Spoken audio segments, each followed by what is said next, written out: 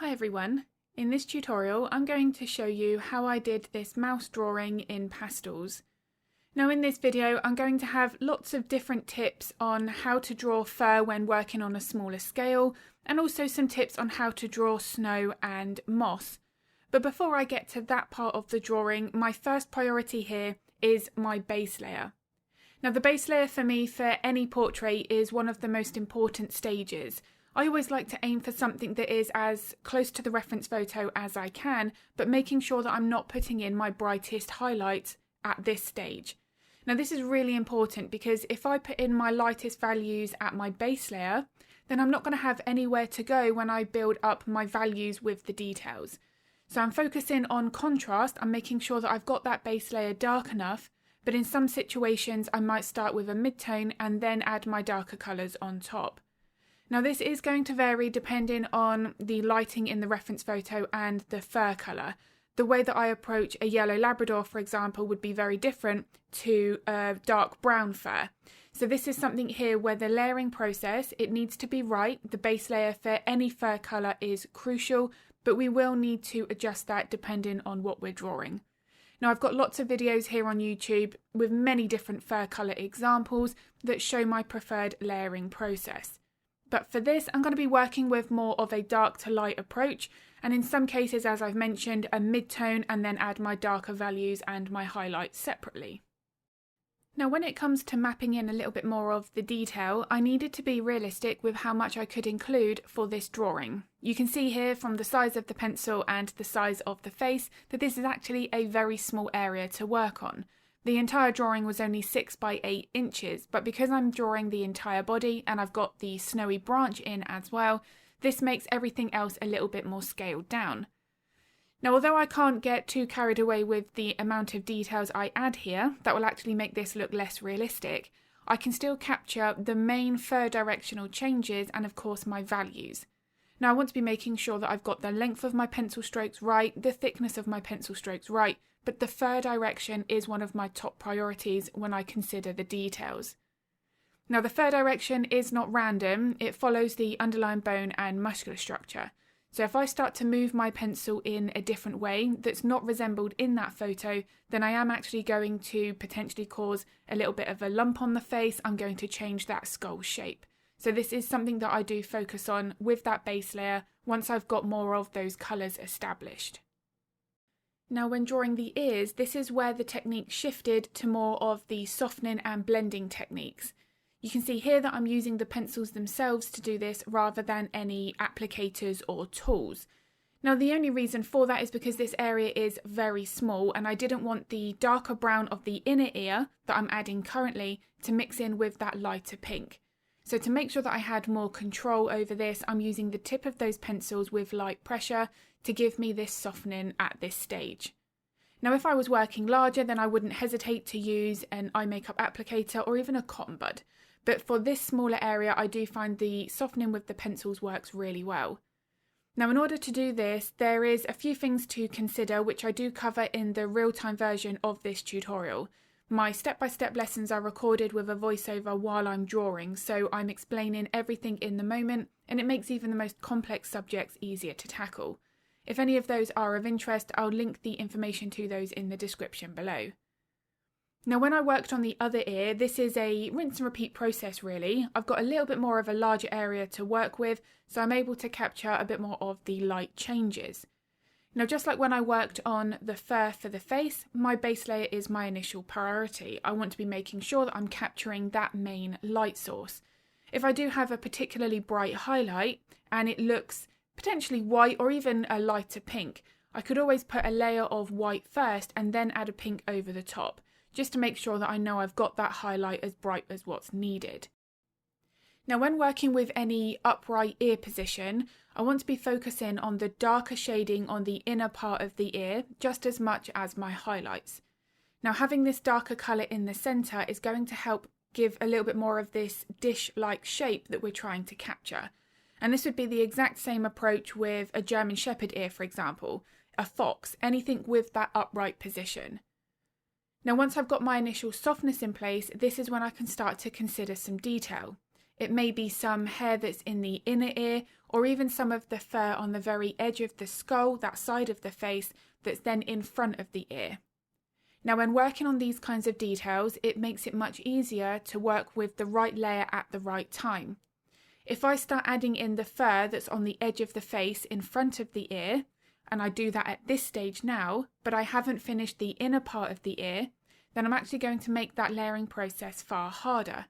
So I always like to draw what's further away first, and in that situation it would be the inner ear, and then ignore all of the details for the fur, and add those in at the top layers once I know I've got the base foundation for the ear established. Now, when I worked on the body, this being the largest area of the mouse, I can really start to capture a little bit more of the detailing in the fur. So going back to what I've mentioned previously, focusing on the fur direction, the fur thickness and the fur length. Now, before I consider any of those details, I want to be, again, making sure that I've got my base foundation here correct. Now, this is a great example where I'm actually using a mid-tone first, starting with the orange, and then building in my darker colours on top. Now, the only reason I decided to do that for this is because it is a smaller area. I wanted to make sure here that I didn't get too carried away with the darker values and then run that risk of making that fur too dark. So here I was being a little bit more cautious. Now, this is one of the wonderful things about working with pastels. They really are such a versatile medium. We can adjust the colours that we're using from each fur colour that we're drawing. Now, you can already see here that I am establishing some of the fur direction, but it's soft. I'm still not making sure here that I'm using a lot of those detailing techniques. Now, when it is at the correct time to start considering some more of that textured detail, I'm going to build up my values in stages. I don't want to be jumping into the lightest colours at the moment because I'm going to miss out on all of that crucial depth at this mid-tone stage. Now, this is part of the reason why this fur is going to look much softer, because I'm taking that time to build up these layers gradually. You'll see here that I'll come in occasionally with some darker pencils as well, which again is another reason why pastels are such a forgiving medium. If I realise there that I haven't made my base layer dark enough, or there's a patch of fur that's in between a highlight that is a little bit darker, I can simply go back in with my darker pencils and reinforce that. Now, in order to use these techniques, the paper is really important. The paper of choice for me is Pastelmat. It allows for many layers, as you can see. It's wonderful for capturing good colour saturation and allowing for those advanced pencil techniques. The other papers that are a bit smoother are not going to be able to hold the pastel in the same way, and you'll really notice a difference. So if you are having struggles with the pastels and you're not quite using the right paper, it might not be the techniques you're using, but that the paper, the materials are holding you back. Now, if you do have any questions about the supplies or anything pastel related, do let me know in the comments below because I'm always happy to help. Now, when it came to working on the branch here, again, just like when I work with the fur, I'm starting with my base foundation. And now there's going to be a lot of texture, moss, little sections of the bark here that I do want to capture, but I'm trying to ignore all of those when I'm looking at my reference photo for this initial stage. You can see that I'm just focusing on the placement of my lights and my darks. I am using a very muted green just to map in where some of that moss is going to be. But here I'm focusing on that lighting. Where are some of the highlights going to be and where are the shadows? Now, this is going to help to really break up my reference photo, which I find really beneficial when that texture is more complex. Drawing moss or bark can actually be really overwhelming, so I like to break this up into more layers and smaller sections. Now, it's at this stage, again like the fur, that I don't jump into my brightest highlights. Now, when drawing moss, I feel that this is one of the more complex textures in this drawing, so I want to be stripping this back one layer at a time. These initial stages, they don't really look like much. It's certainly going to look very different to the end stage of this drawing, but what I'm now doing is breaking this up yet again. So rather than that solid area of green, I'm then coming back in and refining my base layer before I jump into the details. So when I've got a base layer that still looks fairly unfinished, the last thing I want to be doing is jumping into the details, because the details are still potentially then also going to look unfinished if it doesn't have enough of the softness and midtones underneath. So by going back in here with more of the greens and the browns, then I can start to consider more of the highlights in the moss. But again here, some of my layers that I'm working on is more about adjusting my contrast rather than the details.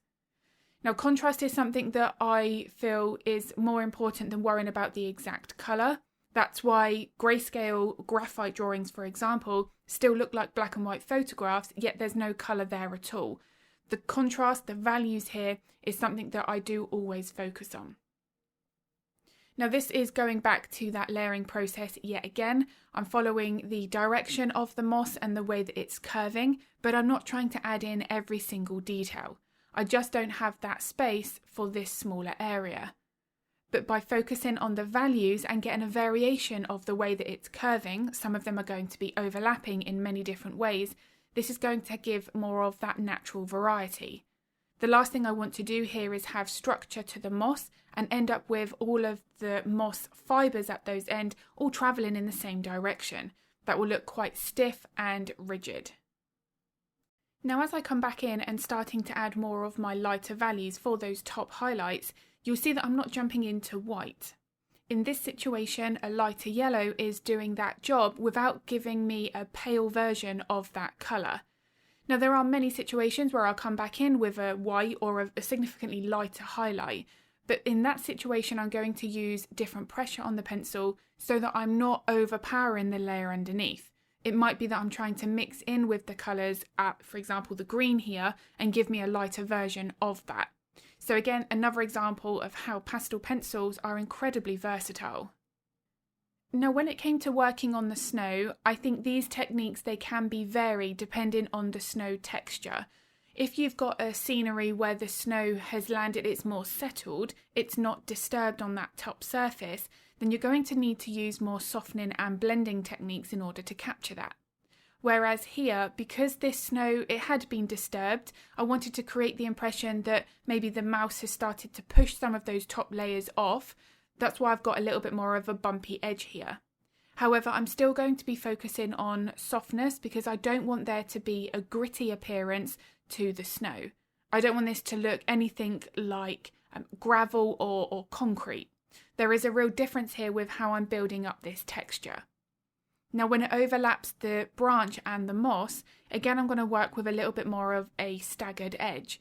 This is going to help make it look like the snow is maybe resting on little clusters of the moss that might be sticking out a little bit more than others. So this is also going to help with that natural variety.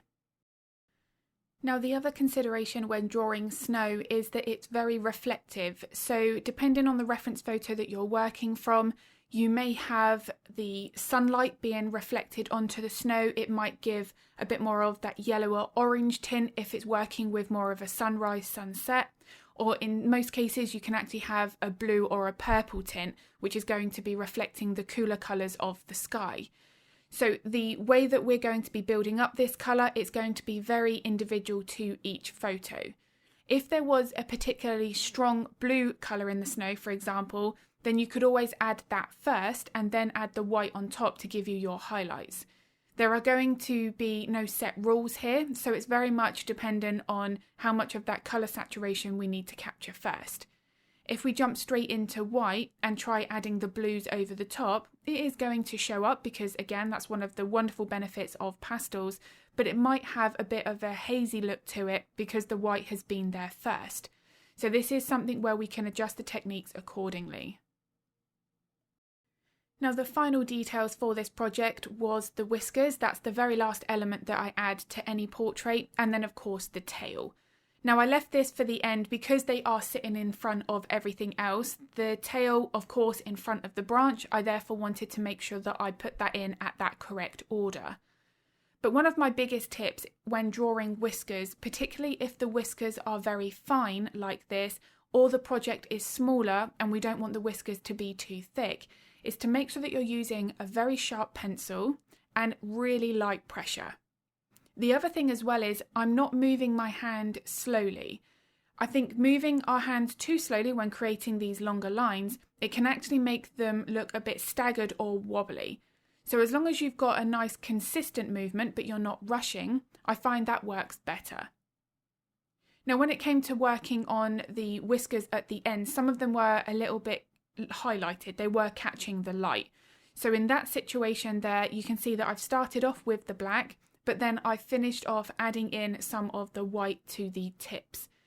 Now this does take a little bit of practice, and one of the things that I would advise here is to take a scrap bit of Pastelmat, ideally the paper that you're working on, keep any of those offcuts, and then create some dark whiskers, get that practice with the finer tip to the pencil, that lighter pressure, and then come back in with a white pencil and finish off with those highlights, just as I am doing here. That then is great practice, and it takes that pressure off, that we don't have to worry about that so much when we're working on the actual projects. So I do hope this video has been useful. If it was, I'd be very grateful if you could give it a like and a thumbs up. It makes a huge difference to my channel. I also upload a couple of videos to YouTube every week, so if you would like to get notified of that content, then don't forget to hit the subscribe and the bell button. If you are interested in drawing along to the real-time version of this tutorial, then I'll link all of the information to that in the description below. If you have any art-related questions, feel free to pop them in the comments. I'm always happy to help if I can. And I'm going to be uploading another video at the end of the week. But as always, thank you so much for watching.